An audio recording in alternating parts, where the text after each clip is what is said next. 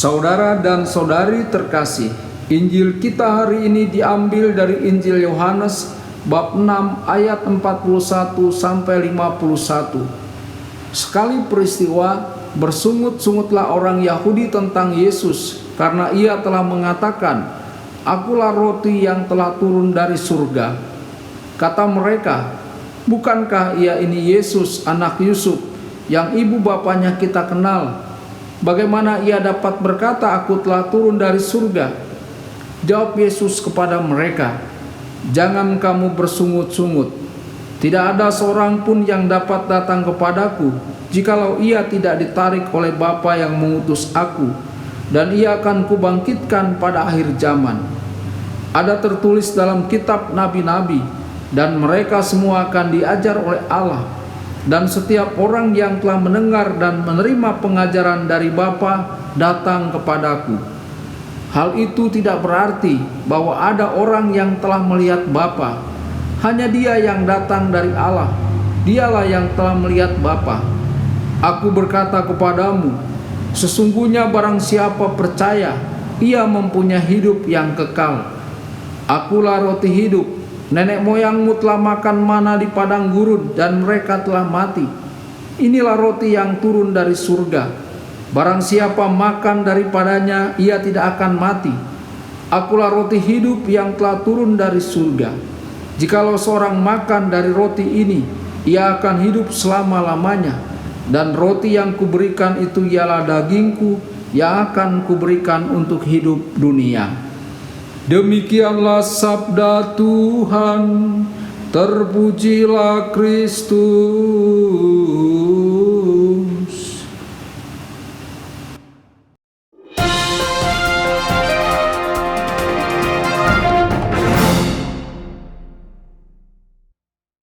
Saudara dan saudari terkasih dimanapun Anda berada, jumpa lagi dengan saya Romo Tedens dalam saluran Warta Kabar Sukacita.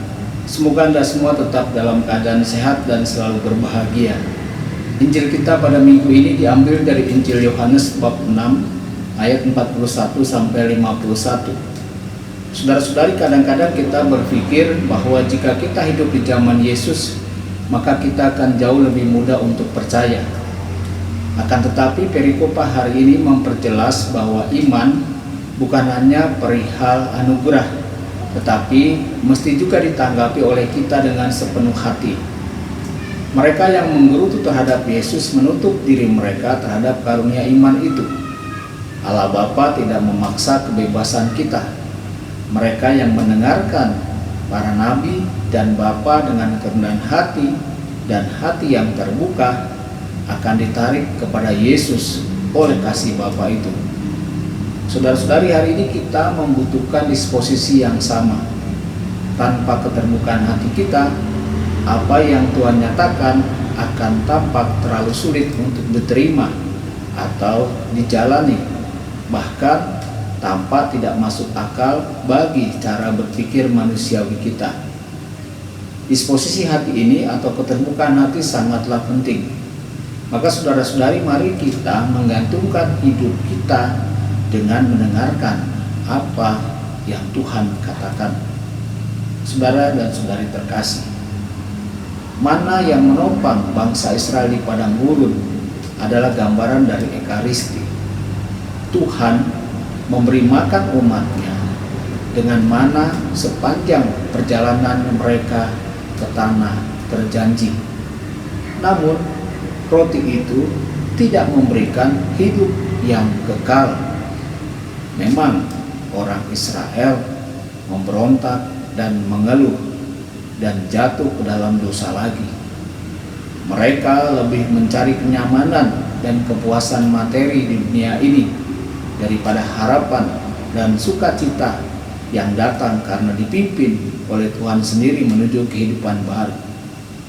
Dalam Ekaristi, Tuhan memberi kita roti hidup kekal dan menuntun kita dalam perjalanan hidup ini menuju hidup yang sama sekali baru di dalam Dia, yang memberi makna dan harapan bagi kita. Mari kita perbarui iman kita pada roti sejati yang memberi kita hidup.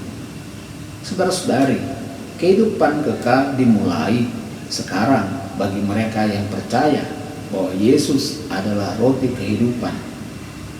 Melalui iman dalam Ekaristi, kita memasuki kehidupan baru yang secara kualitatif berbeda dari kehidupan yang terikat di dunia ini dan hanya mencari kesenangan dan kenyamanan dalam batas-batas material dari keberadaan kita yang terbatas. Saudara-saudari, pada akhirnya kehidupan manusia, bahkan yang paling kaya, paling sukses dan paling berkuasa, menjadi monoton dan abu-abu tanpa Tuhan.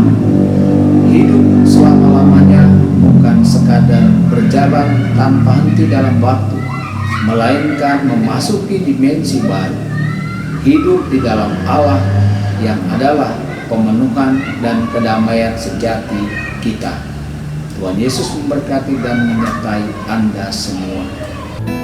Sabda Allah adalah kebenaran. Sabda Allah adalah kehidupan. Mari kita mencintainya, mari kita menghayatinya, ya Tuhan.